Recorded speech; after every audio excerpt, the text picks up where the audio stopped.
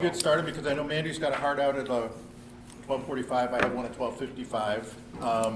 Let's start with introductions. Why don't we start all the way to Brady? Alex Miller from back.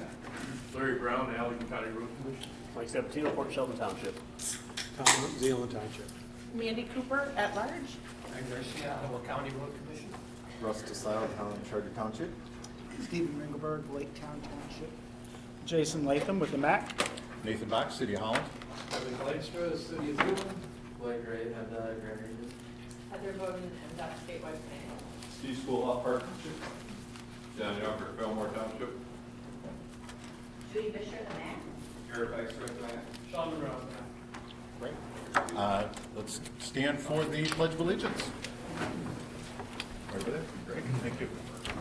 I pledge allegiance to the flag of the United States of America and to the republic for which it stands, one nation, under God, indivisible, with liberty and justice for all. Next item on the agenda, approval of the minutes. Do we have any changes to the minutes, or otherwise I'd entertain a motion to approve the minutes from the last meeting? Move support. Yep. Ringelberg and Larry. There we go. Thank you. Brown. Kevin, you got it? Any discussion? All those in favor say aye. Aye. All opposed, same sign. Motion carries. Next item on the agenda, public comment. Is there anyone here who would like to address the policy board? Seeing none, I'll close the public comment period. Boy, that's the easiest public comment I've had in a long time. MACC Transportation Program. Jason, I'll turn it over to you. All right, well, thank you so much. I think we're going to get out of here early today. So first up, we have Sean is going to talk about the Green Commute Week. Give us an update. So yeah, Green Commute Week's coming up soon now. It'll be September 7th through 13th, so make sure you keep that on your calendar. This is our kind of tentative calendar that we're working with right now, so we're going to begin the week off with a leadership bike ride.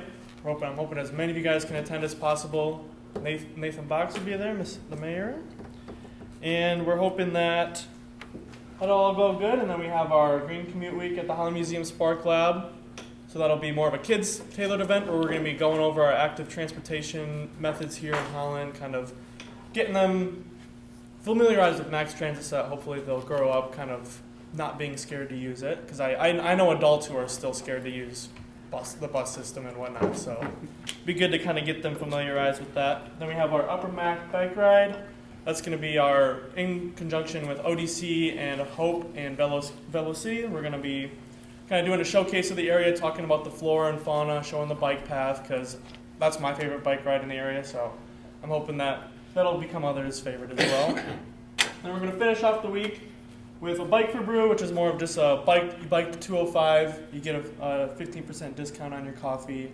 There'll be a little matcha deal going on, because matcha's Green Commute Week. We're trying to make that connection there. Yeah. And then we're hoping that Velocity will be there to do a little bike repair workshop dealio. So if you ride your bike and get a little tuned up, make sure you're driving home safe.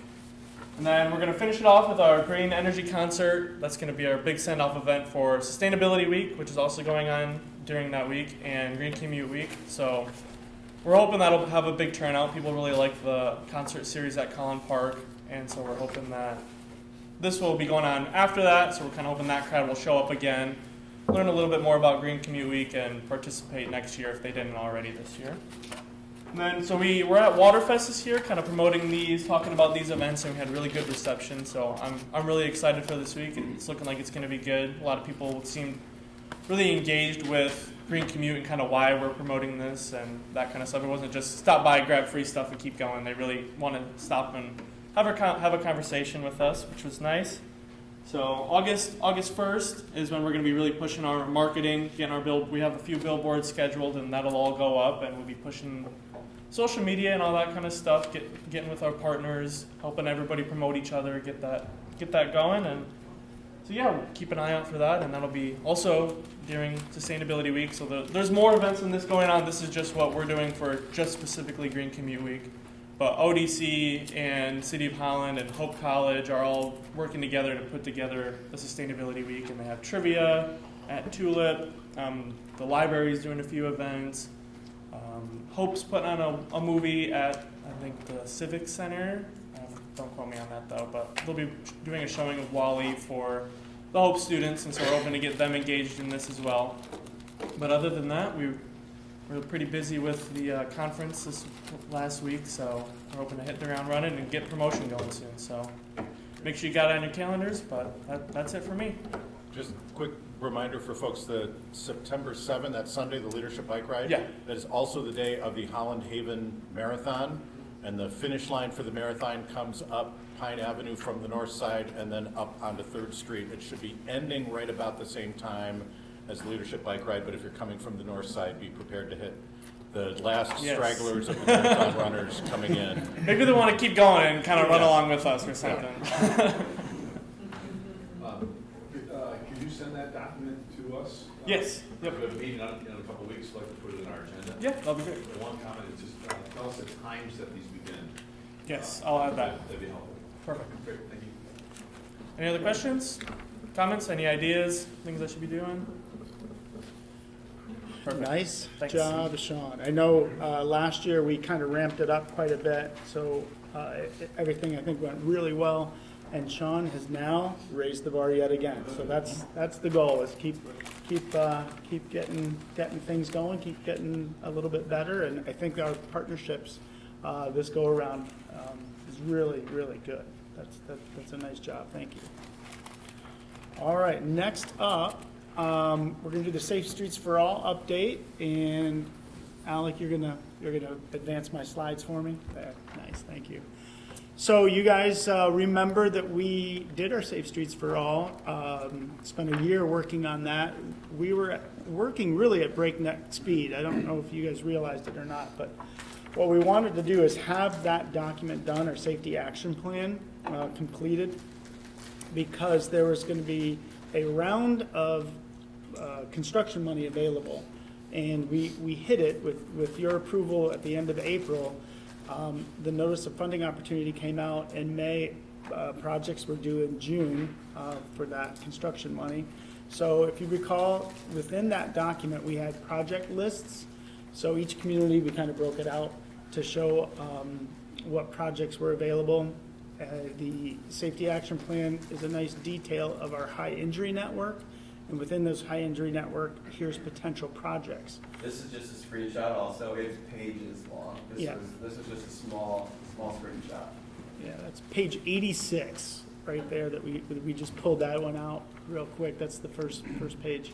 So if you go to the next slide, two of the members, so Ottawa County Road Commission, the City of Holland, they stepped up and went after some grants.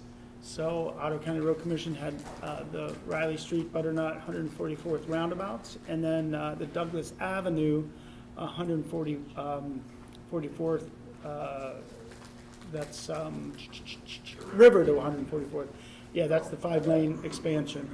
And then City of Holland has a nice mix of projects as well, adding bike lanes on 17th and 24th. And then River, there's a bunch of proposed improvements through that stretch, all of which will help improve safety within those projects. So real quick, we can go through what that looks like. If you guys haven't seen what the roundabouts look like in the Ottawa County. Now this is just a sketch right now, it's a concept. If that project is selected for construction, then first thing you do right off the bat is get your surveys done so you know where the right-of-way lines are, property lines, and then you start to really do the engineering and the public outreach piece. But the roundabouts are proven safety measures. Ottawa County Road Commission was quick to jump on that and say we will definitely improve our safety if we can get these projects constructed. Where is that? So this is 144th Riley and That's where like the family fair is on the north side. yep. And then the next, we just took a quick snapshot of the Douglas, and the nice thing I can point out several pieces just of this one stretch. So currently it's 4 lanes. So on the left-hand side, that's DeBoers right there, if we're all familiar with that. The MACC is right just off the screen. And what we're showing here is trails on both sides of the road. Then we have the crosswalks, the upgraded crosswalks, which you can see in yellow. And then there's some median island refuge areas. Those are good traffic calming. But most importantly is it's a 5-lane section. So now you'll have that center turn lane, which is obviously not part of the 4-lane stretch right here. So that's the biggest safety improvement, and we expect adding that center turn lane is really going to help that high injury network designation potentially go away. That was identified within the plan as a much needed improvement. And then down in the lower right, you can see the bus shelter. That's also added into this particular project and within this stretch. So Ottawa County came up with this, obviously worked with our consultant and worked with us over the last year on potential safety improvements. But this is their plan, so I got to give them credit for really seizing on that safety benefits that are inherent in upgraded crosswalks, at making sure you have really good bus shelters, but most importantly having that center turn lane in there. And I did ask Brett, I said, do you think you can squeeze all this in? You don't have the right of way right now, or you don't have the survey done right now, but that right of way is going to be pretty tight. And he's like, yeah, we're probably going to need a few feet of right of way from some folks, which might be difficult. And if they don't want to work with us, then we might have to tweak that, what those trails look like, and maybe some of the lighting. If you can see, there is lighting in there too. So having some of that lighting through that corridor, again, that's another safety benefit as well. So I have my fingers crossed that we can get these approved and get that funding to us, but we'll see. I think September, October is probably the timeline that we'll hear back. But again, I got to give them credit for going over and above, because we got the safety action plan done in time, and we have projects that are eligible, and they went after it. Next up is City of Holland, and they're the corridors, the 24th, 17th. Those are the bike adding bike lanes for those route, and then north and south. That's definitely a heavily traveled corridor. If there's anything for traffic calming that can be done, that would be great. The signal improvements, I think that's probably going to help with traffic movement, connecting all those signals, getting a nice platoon of traffic. And then when that platoon of traffic's not going through, I think those non-motorized improvements will really help a lot with that corridor as well. And again, until the survey's done, until the money is actually agreed to, don't have a lot of detail just yet, but again, those corridors and those improvements come right out of that safety action plan that we put together. So really looking forward to that, and probably invite those entities to come back if we do get the money to kind of keep the board up to speed on what that looks like. But right now, these are the concept, those are the corridors, and they fit really nice with the document that we put together. So are there any questions with that? But this is exciting. I think I shouldn't say the number because I don't know it off the top of my head. Frank, do you know what those total? I want to say it was close to 20 million for Ottawa County. Holland, it was over 10 million if I'm not mistaken. But again, I'll get those numbers for you. But those did make it in time in June to. They beat the deadline and made it in. So we're anxiously awaiting the outcome. Hopefully, we'll get that funding. I think a traffic light by Captain Sunday on Douglas. Yeah. Yeah, there you go. That would. We don't want to lose that. Yeah. Hey, Jason, they did, Ottawa County did have something in there on Aniline Okay, Yeah. You know where Ann is. It's west of Ann. yeah, What's the other side?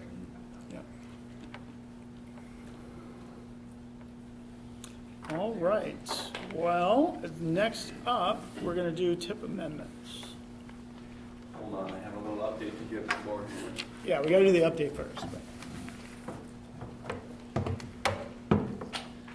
So, if any of you have tried to email us this past week, you got a bounce back email saying that we were busy. So we were doing the MTPA conference. So for this, we had about 150 attendees, and this was at the Hayworth Hotel, Hope College campus. We had some keynote speakers from Bentonville, Arkansas, which is the bike trail capital of the U.S. Then we had Carmel, Indiana come. They are the roundabout capital of the U.S. So they have their city, Carmel, is about 100,000 people. They have 6 signals left in their city. That's insane to think about. It's over 150, did you say, roundabouts currently? Yeah, it was. He had a picture of. He had a slide that had a picture of every single roundabout, and on a screen like this, the pictures were about that big because there was this line up and down on it. Also, we had Mayor Box and Mandy Cooper as our. They did some welcome speeches, so thank you for doing that. We also had great presentations from Dave Koster from AHBPW talking about snowmelt. Steve Boltice from Holland Charter talked about the reuse of the mall. And then we had Sandra Korhorn talk about MACC Transit. But if we're going to be real here, honestly, the presentation that people couldn't stop talking about was developing a path rating system by Alec Miller and Eric Dykstra.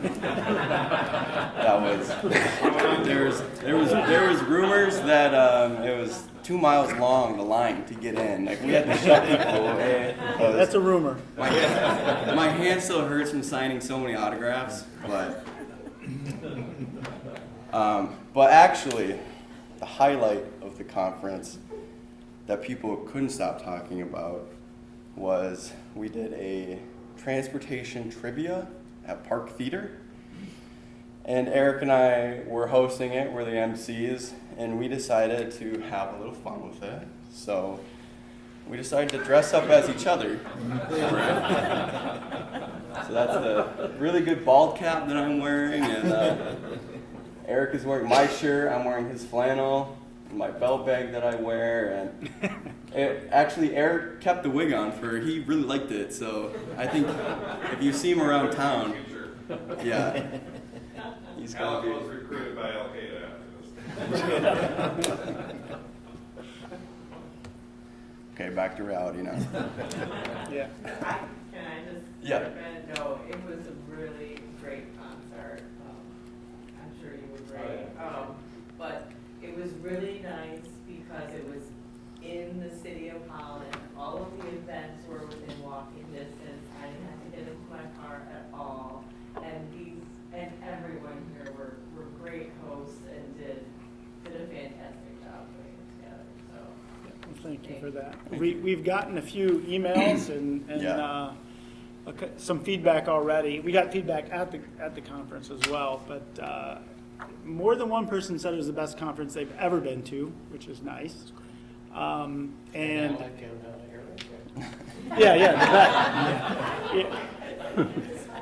So we've learned a lot of things too, and I think what we just did is raise the bar in conferences for MTPA, but I think it's going to help with next year and future years conferences as well, just because the feedback has been really good, and I think it's going to be helpful. And I think the money that we brought to the area, really, if you think about it, 150 people coming in and going to the hotel, eating out locally. Eric's saying at least 100,000 we thought we brought into the area, which is nice, just 4 days and midweek in the summer. But we put our best foot forward for sure and showcased our area and our community and all the things that are going well. And then heard a lot from other communities that are doing great things too. So now we got to catch up to them in some areas. So it was good. Yeah. So these are all MACC Transit amendments. FTA asked Mass Transit to start using some of its existing grant funds. And so in response, MACC shifted some previously awarded money to make better use of it. No new funding was added, even though there are new projects. They're fully covered by the original grants. So these changes help ensure that resources are used more efficiently and on time. So again, my big emphasis is all of these, even these two at the bottom that say new job, there's no new money allocated to it. They just move some things around. And they're doing that with all the FTA is requesting that of all the transit agencies around the state, trying to get them to use up their old money first. So this is happening everywhere. Yep. So that's all I have on this. I get a motion and support. So moved. Support. All right, we have a motion and support. Any questions or comments? All right, seeing none, all in favor, respond by saying aye. Aye. All right, and opposed, same sign. Motion carries. Thank you. Thank you. That's all I have. Very good. All right, MDOT, you're on. Any comments? Just a couple of the unified work programs have all been submitted to FTA and FHWA. We've gotten some reviews and comments back already, and so those are on schedule to be approved for Good. usual. Yeah, moving forward with getting those funds into all of our JobNet and HI systems and filling out project authorizations for you. So that's on schedule and, following the normal stream of the annual work program. Which is good, because it sounds like there's a lot of things that are maybe up in the air or certainly being looked at from federal highway standpoint with old accounts and moving money forward and spending old accounts, kind of like what we just saw with FTA. So we learned that at the conference, that there's a lot of moving parts behind the scenes on the finance side that are making things challenging, but we're all working through it, which is good. Nothing. Typical thing in our world. Yeah, right. Yeah, exactly. Yeah. And then the tips are getting ready to be submitted. They get submitted when our stiff public comment period is over. We went out for public comment starting July 10th through August 10th. So we'll be rounding up that public comment period, putting together our public comment compiled chapter of our STIP, submitting that by August 15th, and then at that time, all of the MPO tips are submitted as well. So Good. that will be happening. And then for those that this might apply to, we've been working on our small urban call for projects for 27 through 29, and that, I got that like 90% ready to go. So I'm hoping to get that released mid to late August. So I didn't look at the map beforehand to see how many small folks who haven't been in the area, but just to be aware. Okay, good. All right, anything else on the MDOT side? Any other questions for MDOT? And I don't see federal highway, so we'll skip federal highway and just jump to the admin updates. So financial report, you guys got a copy of that. We're on track to make sure that we expend the funds that are allotted to us. We're doing good with that. I think the one area we're catching up on is asset management. Eric and I were talking about that this morning. That's the $19,000 from MDOT. We've done a few rounds of PASER ratings. We only have Ottawa County. All right, we only have, good. Ottawa County Road Commission. And then after that, I'll be preparing asset management maps and then submitting that data to MDOT. And data collection, that's going to wrap up here as soon as the kids are back in school. We'll finish that. We're hoping to get it done in May. but weren't able to get it all the way done. But that contract has been let with AECom, if you guys remember back in the spring, probably March, I think we did that. So they'll be wrapping that up in September for sure. Next up is our executive committee. Kind of want to go over that. It was nice when we have a little time off, but then it seems like I don't see anybody for a while. So that was fun getting back in the swing of things. I'll start with the committee did support the annual cost of living adjustment, and that consumer price index is 2.4%, so that was approved. We did have a discussion about PTO carryover. Right now, in our handbook, it was updated, I think in 2021, right before I started, to allow 5 days of carryover of PTO. But the next bullet item in our handbook says, you can have 240 hours, up to 240, but you're never going to get there, or it'd be hard to get there if you're only allowed 5 hours of carryover. So exec committee asked me to talk to City of Holland. So I did, and that was Jennifer Orm. Jennifer Orm, Yep. And it turns out City of Holland allows 480 hours of carryover, which is probably a little on the high side. She was like, yeah, it's up there a little bit.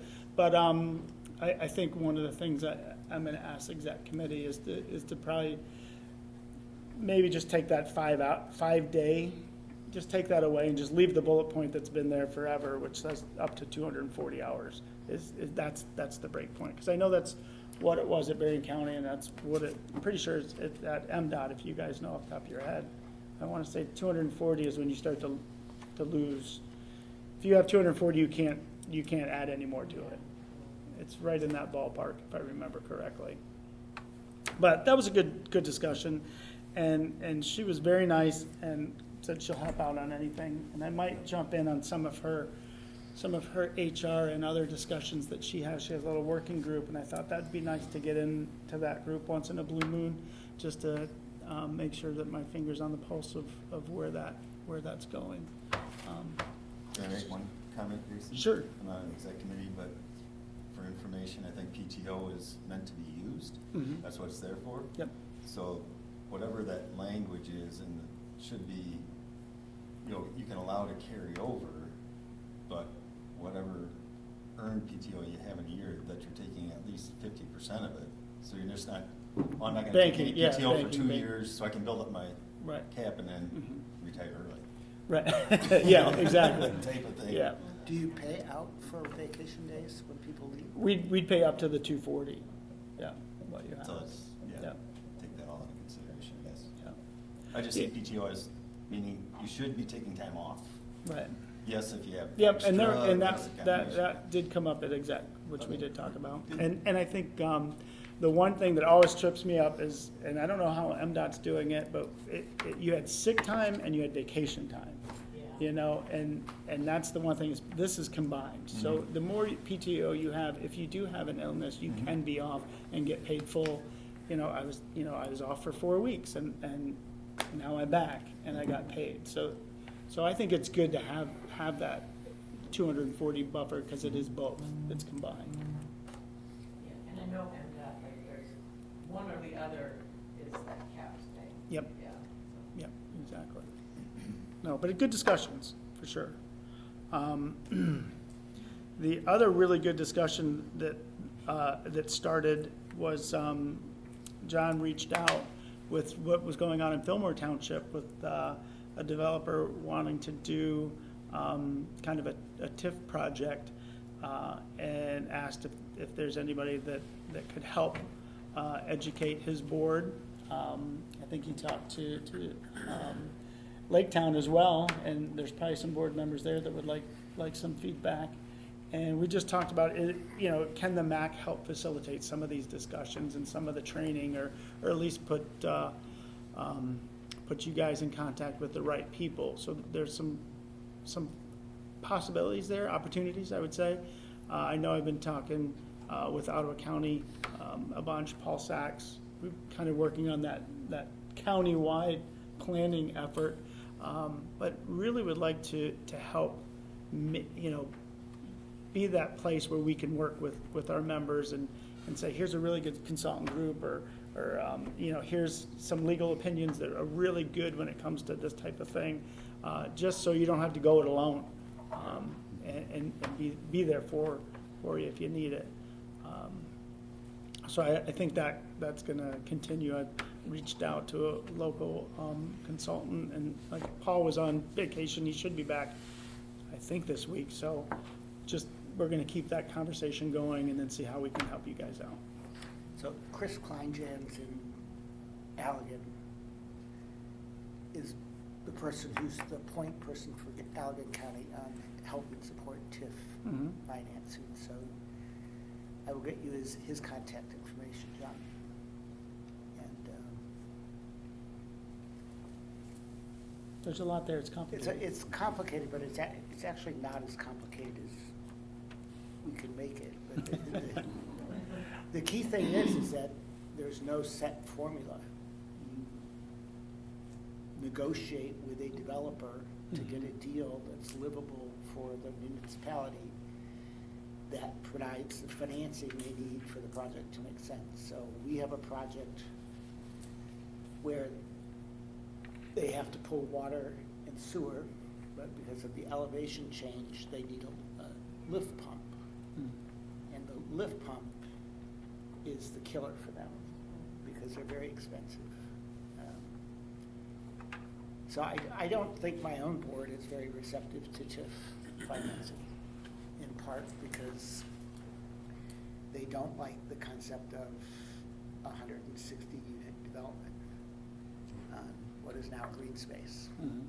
So I don't know that we're going to actually use it, but it's worth, for anybody who doesn't know about it, it's worth getting educated about, because you have to be able to respond to a developer who's in your face trying to get that TIF financing. The tough part of the math for me is these high-density developments demand the most services from Lake Town. They are the most difficult to support. And the idea that you're going to reduce the amount of revenue you get for up to 30 years is kind of hard to bite when, hold it, you're functionally growing Lake Town by almost 10%. How are we going to pay for the services these people are going to want? So, because essentially we're taking money away from ourselves so that the developer can get low-cost financing. Anyway, it's a challenge. I can only imagine. No, that's good.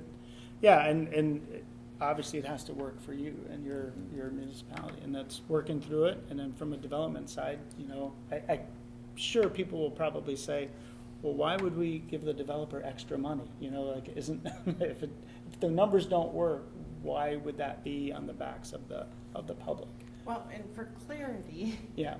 It's not taking away tax revenue. It's revenue you're not getting right now because it's not been developed, right? So it's deferring being able to gain that. The argument would be, otherwise in 12 years it may not be developed because it's too expensive anyway, right? So that's the case for it, which doesn't mean you have to say yes to it, or there's not variables that you have to, because Stephen's point is absolutely accurate.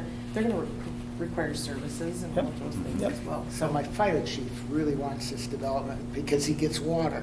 And that's the other thing. There's trade-offs, and what's the benefit? It's a mechanism for expanding infrastructure often. Yeah.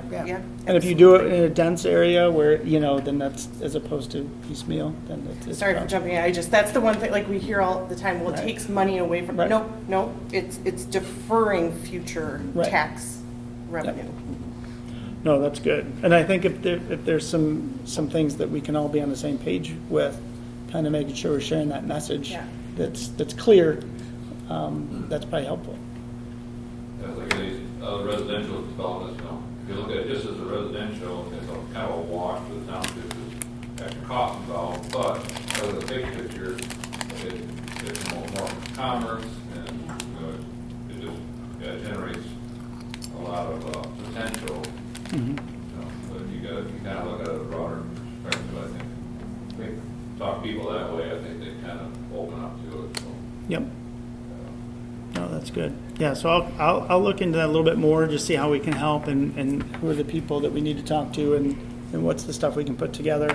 And I think like MTPA might be a really good source of information, as well as some other areas. But I'll keep that discussion going and keep you guys updated on that. But it was nice. I'm glad you reached out, because it's one of the things that we can help with. We do know people. We do have those contacts. We might not be experts in it, but it'd be nice if me and my staff do raise our education in that side of things, so we can be an advocate. All right, so I'm going to jump to, I think, the audit discussion. So at the exec committee meeting, I updated them and let them know that we had a good meeting back in June with MDOT. They had, as well, if you guys remember, let us know that they had overpaid the MACC in 21, 22, and 23, and we're requesting approximately $80,000 back because of the overpayment. And usually it's a couple $1,000s. It's usually not too much. There's a provisional indirect rate that we project, and then at the end of the year we go back and we look at it, and maybe MDOT overpaid us $5,000 or underpaid us $5,000. So it's, over the course of 3 years, it maybe $15,000, plus or minus. So 80 is a little bit more. So we were kind of like, all right, well, where's the breakdown? At that meeting, it was slightly intimidating. I mean, MDOT had everybody there and commission audit and their attorney and you name it. But it was a Zoom meeting, so we were online, and Chris and I went through our questions and sent a spreadsheet to them and asked them to give us some feedback, because we're still not 100% clear, but we, obviously we're like, yeah, we see where these numbers are, and that sounds good. But if they could clarify one piece, that would be nice. They got back to us, so I updated the exec committee that they haven't gotten back to us. Well, later that week, later Wednesday, Thursday, and Friday, they kind of sent a barrage of letters and stuff. And at your spot, you should have the letter from MDOT saying that they went through everything, and they basically are saying, yep, our numbers are right. You do owe us that money from those 3 years, and we'll be invoicing that to you, which, we expected it, but I think from a process standpoint, probably not the happiest of how it went, just because I think we could have really rolled up our sleeves and solved it a few months ago, as opposed to having this meeting and then having to wait again. And I think MDOT recognizes that they can take the money whether we say they can take it or not. So I think when you go into that negotiation with that framework, it just makes it hard to negotiate, because I really want to help you guys out and make sure that we're protected and that we're not paying back something we're not supposed to pay back. But what do the initials OCA stand for? Office of Commission Audit. Yep, Office of Commission Audit. Yep. So they kind of say that they agree that the audit wasn't consistent. It says OCA confirmed that it was not consistent. So what they're saying is the way that Chris and I put together the budget, which is the way he's been putting it together for 15 years plus, is how we look at the indirect rate. And that goes back to fringe, how we look at our fringe indirect versus our fringe direct, and then how it's calculated. It was not consistent with the Act 200 that says that we have to separate those. But Chris is like, we've never separated them, and they're in there, but they're in there here, and that's why we sent them our spreadsheet. We said, no, we got it, it's right here. And they're like, no, it can't be there, it's got to be here. You can't do it that way. And we're like, why can't you do it that way? which I think in the big scheme of things, that probably would be a $10,000 difference. Instead of it being about 80, it would probably be 70. But still, when you're looking at those numbers, you're like, well, let's just get it right. That's what I kept saying. I just want to get it right, and I want to be able to explain it to you guys so I have it. Well, this is how they explained it. And I'm like, well, I wanted a little more background because this doesn't go into any detail, because I made the point, if I don't have exactly what you're saying written down and I don't have where I can circle it, then how am I going to explain it to my board? Because my CPA and our independent auditors that looked at it, they're like, yeah, you can do it that way. And their independent audit and their CPAs are saying, no, you can't. So it's like, to me, it's just, it puts me in a bad position. So I asked for that clarification, and then they said, this is the clarification you're going to get, which isn't really clarifying. It's no clarification at all. Right. So I do want to point out that approximately $38,000 that we brought into our budget last year, that was overpayment that MDOT let go and basically gave to us. So last year we did get we were up $38,000 last year. And that was from, I think, 2014, 15, and 16. So that has been sitting there for a long time, and our auditors, if you guys recall, said, you guys are showing that as income. Is it overpayment? Is it not? Are you going to accept it? And you guys accepted that as actual income. And that their 6-year audit review potential expired last year, so they couldn't claim it if they wanted to. So we brought that in as revenue. So in the big scheme of things, we're up 38, which is where I wanted to be. Now we're going to be down a little bit, but I wanted you guys to know that that's been working really hard trying to make sure that that's exactly what it's supposed to be, and that I had enough information to explain it to you. It's not quite clarified the way I wanted it to, but I can dig in a little bit more. But this is, MDOT's done.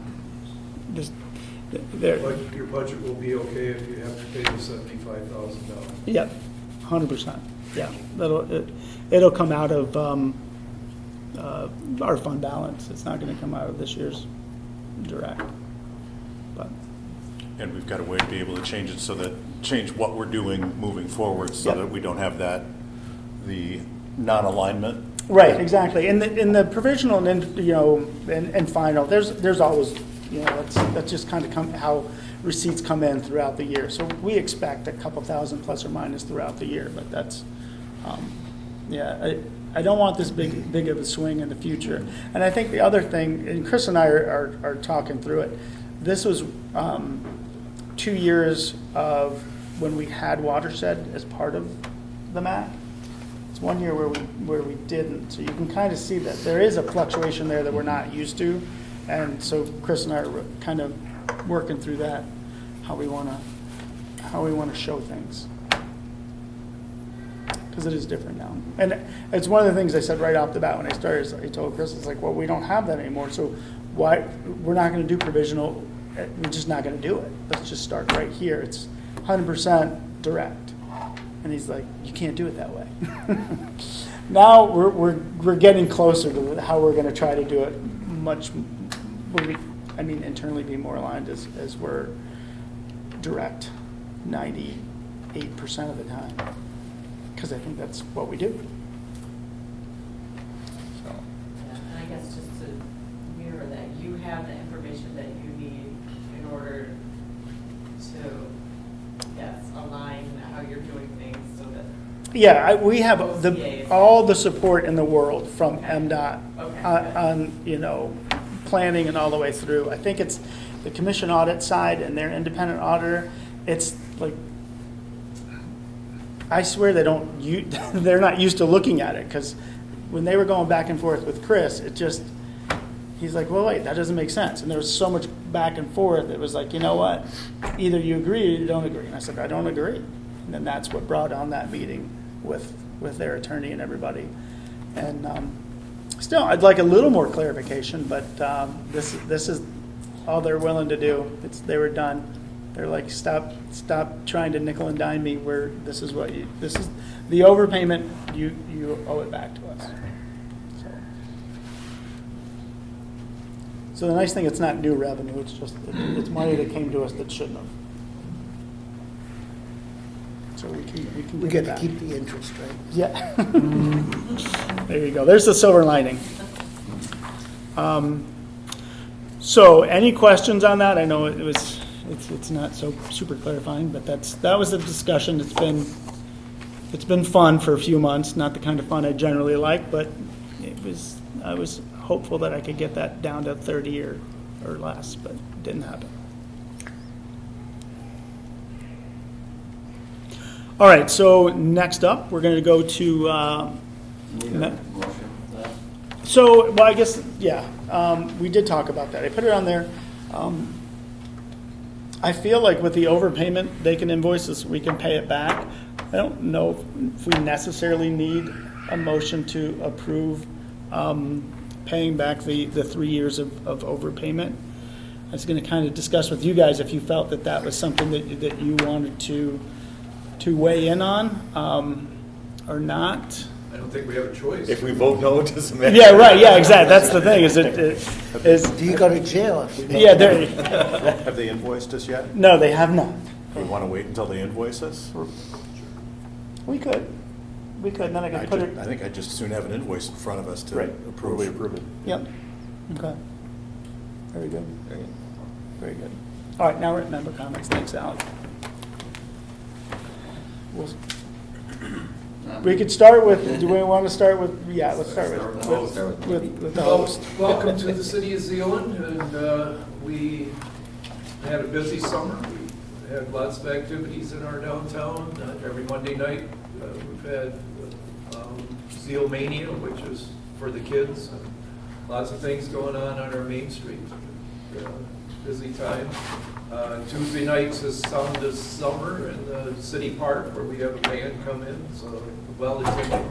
The last one is this Tuesday night, Beatles cover band, so if you like the Beatles, come on down, 6:30 to 8 o'clock. Not too much as far as construction in our town this year. Taft Street on the west end is the only one with the sewer and water and new road put in. So it is a big project, but just not interrupting traffic like others have in the past. Although the other day we had 1.5 inches of rain Friday, and it's the hill is there that goes down to Heisinger Street, and all the mud and stuff washed down into the part that wasn't being constructed, so it was a mess. But you learn from your mistakes, I guess. We just haven't had the rain this year, so it was no big problem, but to have 1.5 inches in a short period of time.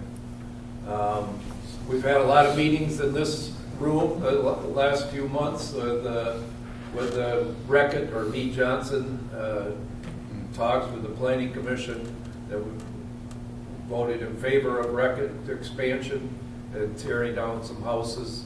And then the city council did the same thing the last Tuesday. We just have to confirm the planning commission's vote. So, but yeah, that's been a kind of a thorn in our side the last few months. We've had a couple hundred people in this room and lots of public comments, so those are always fun. But I think it's pretty well, the worst is behind us now. We still have some more rezoning to do on several more houses in the church, Bethel Church. So we do have a little bit ahead of us, but it looks like everything's on go for Reckitt's expansion, which is a $700 million expansion for the city of Zeeland, so to be added onto our tax rolls. So that's quite a boost. And that's about it. Good. All right, well then we'll start over with Larry. Go around. All right, yeah, we're kind of in the middle of a whole bunch of paving and construction. We got a couple bridge jobs going as well, and everything's going pretty well. So. All right, Port Sheldon, a couple things. Thanks to the MACC's work and the ratings of the path, we're finishing up the last bit of our patching and repaving areas.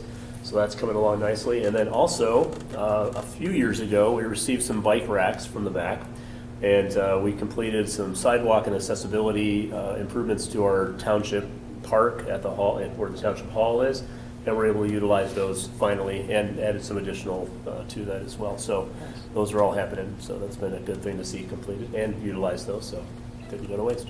Good, thanks. That's it. Yeah, our connection bike path between Byron and Adams is nearly complete. There's a couple of sections that need finished paving and then concrete work up to the bridges. And it should be done in another week or so, I would think. So that will be a new pathway on the east side of the Greenway. I'm pretty excited about it. Looks really good. Yeah, other than that, new construction. The Prairie Ones Phase 2 is getting all of the utility works stuff done. We have been approached by a developer for a TIF. So there's some discussions going on with that, and it is a negotiation, like you said. So I'm not sure where that will go. It was a project that was already on the books and approved, and this is kind of after the fact, and I don't know where our board's quite at with that. But so yeah, that's a new thing I think we're all going to be having to address. So. Like Allegan County, we also are working around our orange cones on and off.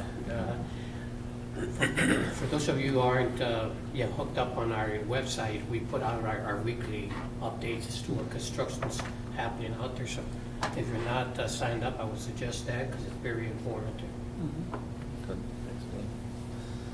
We have lots of normal wear and tear upkeep on roads and bike paths. Helder Park is a big transition this week. It's basically almost closed. New drive going in, as well as a parking area in the back.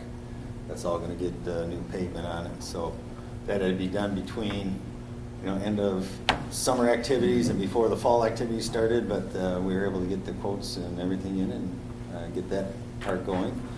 Community Center opened up to our staff 2 weeks ago, and then last week was open to all residents and area residents to sign up, and there's been a lot of activity, a lot of sign-ups, a lot of senior sign-ups because Silver Sneakers is a great deal.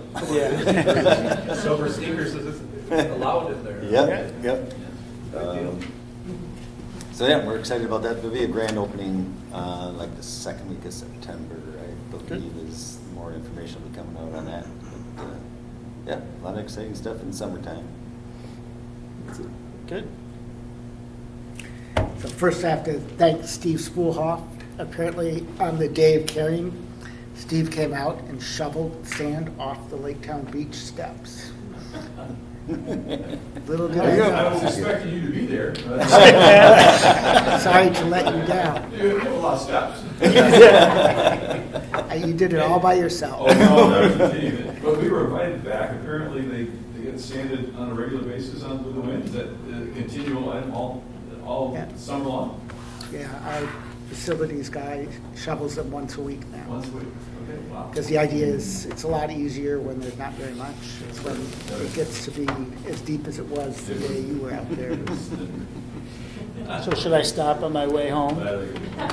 Yeah, I was thinking Kinda about couple. just putting shovels out there. People would just shovel, but some people might, but everybody on my staff is convinced we just lose force shovels.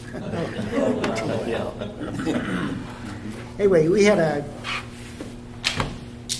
we are trying to repave a multi-use path on 147th between 60th Street, which is Grascup Road, and 66. But the bids that Friday and Newhoff started to get, or the estimates, they were coming up.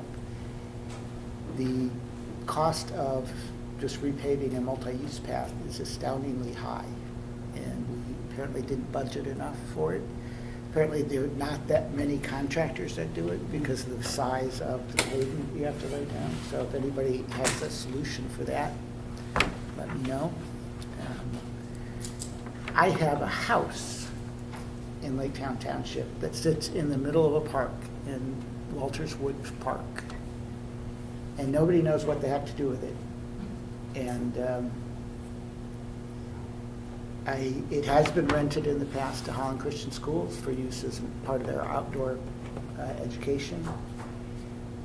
It is an awkward house to live in unless you love being surrounded by screaming children most of the time, because it is right in the middle of Walters Woods Park. The township bought it to try to come up with a way to incorporate it into the park.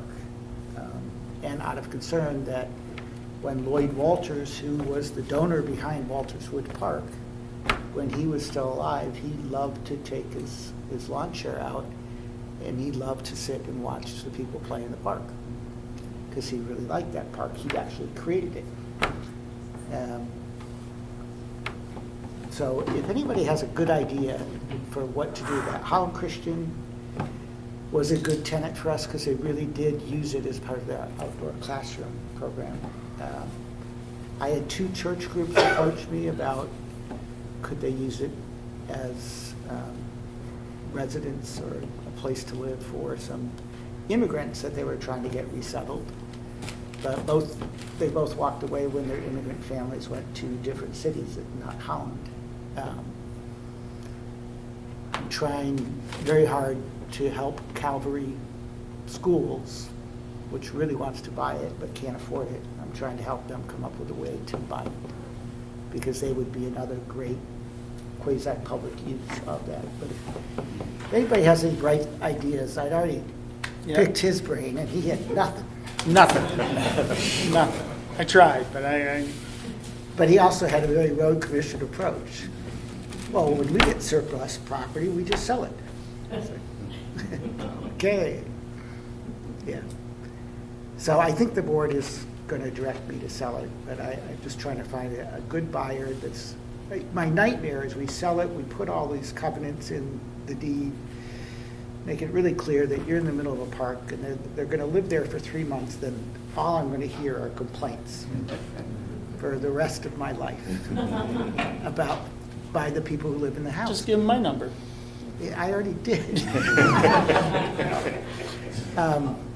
So it's just a hard place to, you have to really love being in a park all the time to want to live there, so.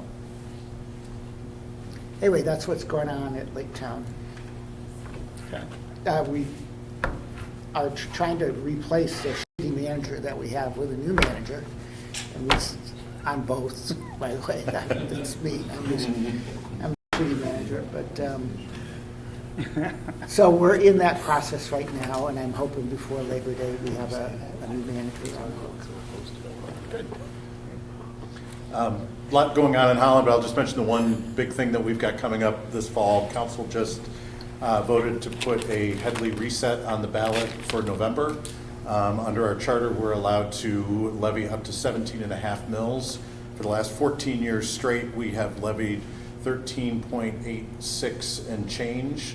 And the Headley reduction has started to accelerate to the point where our Headley cap is at 14.2.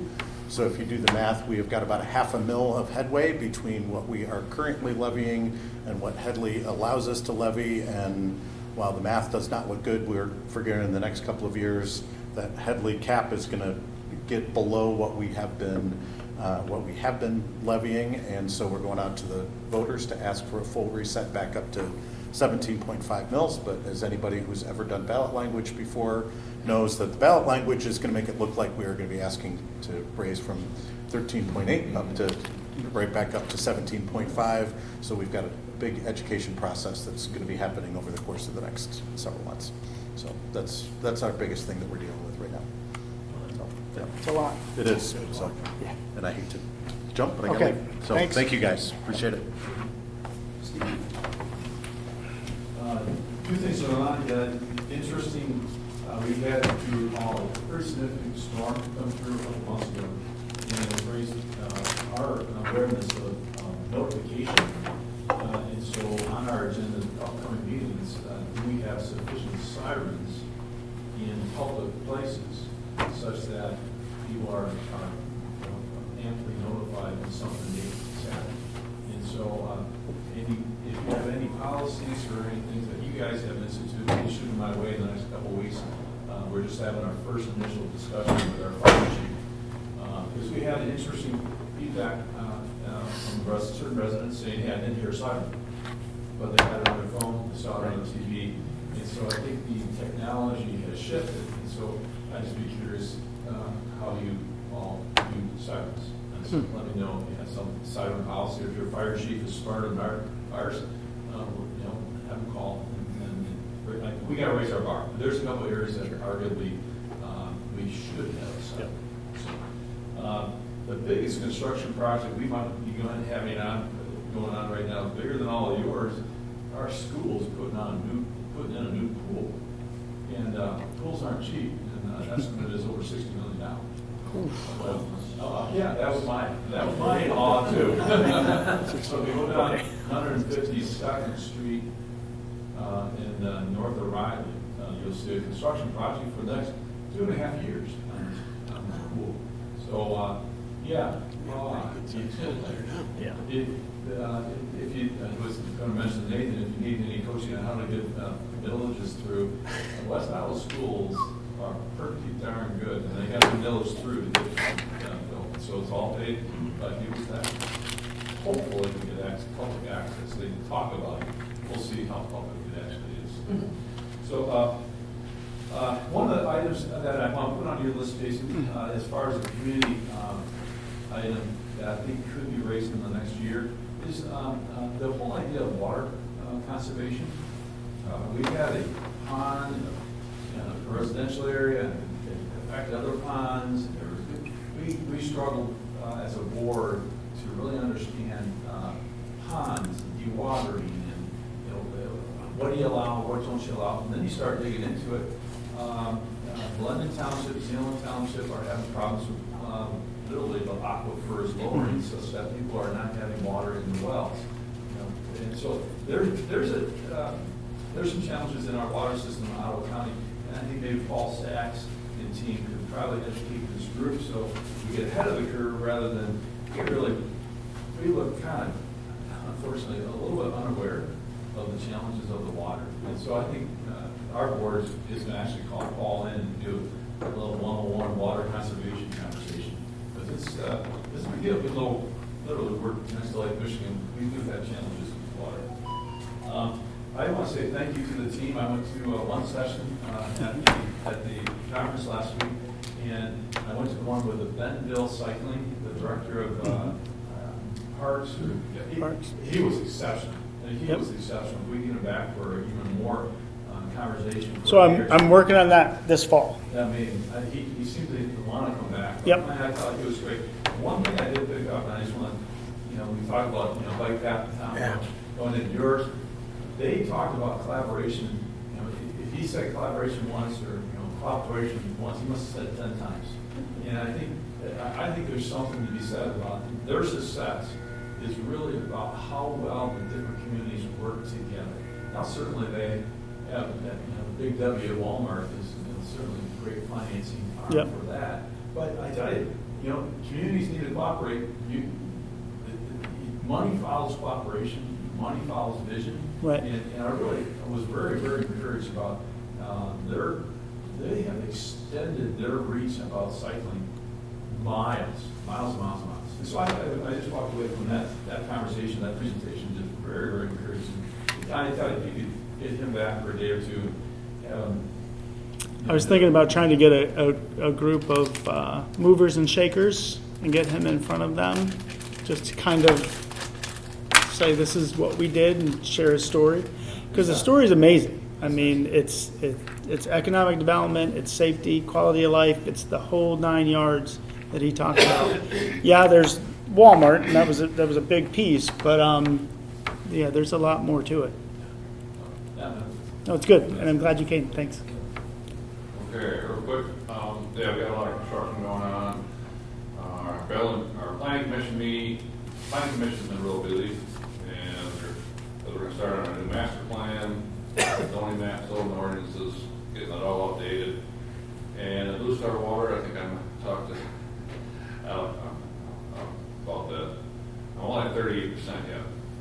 still rattling the cages, trying to get the rest of the signatures. I mean, there's a few holdouts. Gotta get that done. So, and next month, you're coming by us, and all you gotta do is plug in your HDMI cable. We got The new TV. All right. I use it last quarter to get ready. Awesome. Bob Dineski here, the county clerk, used it for a training session last week, so it's good. Perfect. That means no more projector. Everything's all good. All good, yeah. The last one. Boys, that's all I got. I got a boogie. All right, well, thanks, everybody. Then, so we already know when the next meeting is, then we'll just kind of end it right there, looking for a motion to adjourn. So moved. And support, all in favor? There we go. Thank you, everybody.